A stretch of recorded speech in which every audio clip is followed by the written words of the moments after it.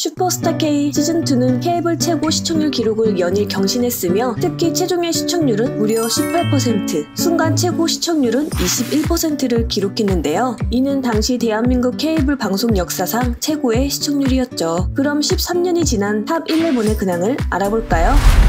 김그림은 서울 슈퍼위크 당시 조장을 자처하였으나 앞뒤가 맞지 않은 논리와 이기적인 태도를 보여주면서 많은 시청자들의 질타를 받기도 했는데요. 이 때문인지 최종 탑 11에 들었을 때 여론이 좋지 않았습니다. 방송 이후 2011년 4월 정식으로 데뷔한 그녀는 2021년까지 앨범을 발매하는 등 꾸준히 음악 활동을 하고 있으며 2019년 미국 버클리 대학과 하버드 경영대학원을 졸업한 사업가와 결혼했습니다. 이보람은 라이벌 미션도 무난히 통과하고 탑 11에도 심층 면접 없이 무난히 통과했으나 보컬에서의 문제점이 드러나면서 본선 첫 무대에서 탈락했습니다. 방송 이후 김그림과 수키와 같이 우먼 파워를 결성해 싱글 앨범을 발매하기도 했으며 2021년까지 꾸준하게 앨범을 발매해 활동하고 있습니다. 김소정은 카이스트 출신으로 슈퍼스타 K2 당시에는 노스웨스턴 대학교 출신인 존박과 함께 엄친딸 이미지로 밀어주었는데요. 오디션 출신 가수로는 이례적으로 노래보다는 댄스 실력으로 주목받았습니다. 김소정은 2016년을 기점으로 방송 및 음악 활동이 전무한 상태이며 2017년에 일반인 결혼식에 축가를 불렀다는 소식 외에는 알려진 근황이 없습니다. 앤드류 넬슨은 혼혈 출신이며 아빠는 미국인이고 엄마는 한국인으로 어린 시절 한국에 거주했다고 합니다. 탑 11 중 유일하게 기획사에 들어가지 않았으며 2014년에 앨범을 발매한 적이 있는데요. 지금은 가끔씩 커버곡을 유튜브에 올리고 있습니다. 박보람은 방송 이후 젤리피쉬에서 연습생 생활을 하다 MMO에 들어가서 살을 쫙 빼고 예뻐졌다로 데뷔해 차트 1위까지 등극했으며 현재까지 앨범이나 OST로 활동하고 있습니다. 과거 일진 논란이 있었는데 이상하게도 본인이나 소속사에서 이렇다를 해명이나 반박을 하지 않았죠. 같은 슈스케 출신인 서인국과 연애했으며 지금은 결별한 상태입니다.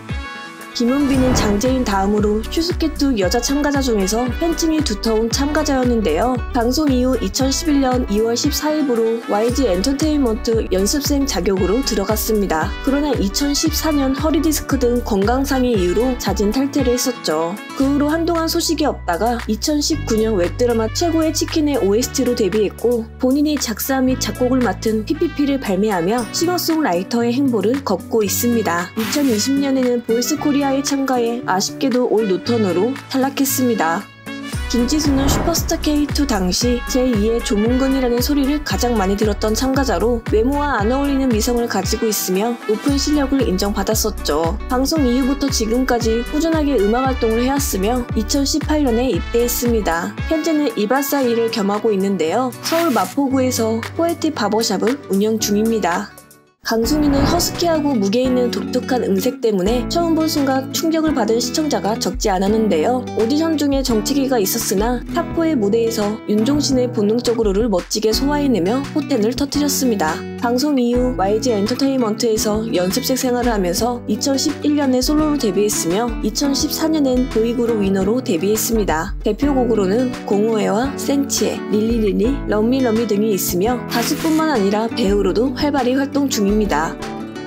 장재인은 당시 독특한 음색과 바닥에 앉아 기타를 치는 모습 등으로 화제를 모았고 리듬의 미니 1집 데이브레이커를 발표하며 정식으로 데뷔했는데요. 2013년 근긴장 이상증 진단을 받은 후 투병 생활을 이어가 3년간 공백기를 가지기도 했었죠. 건강을 회복한 후 프로그램을 통해 위너 출신 남태현과 인연을 맺었고 2019년 공개 연애를 했지만 남태현의 양다리 논란으로 얼마 지나지 않아 결별했습니다. 지금까지 꾸준하게 음악 활동을 하고 있으며 작년엔 양발에 이도화상을 입어 붕대를 감은 채 생활하는 근황을 전하기도 했습니다.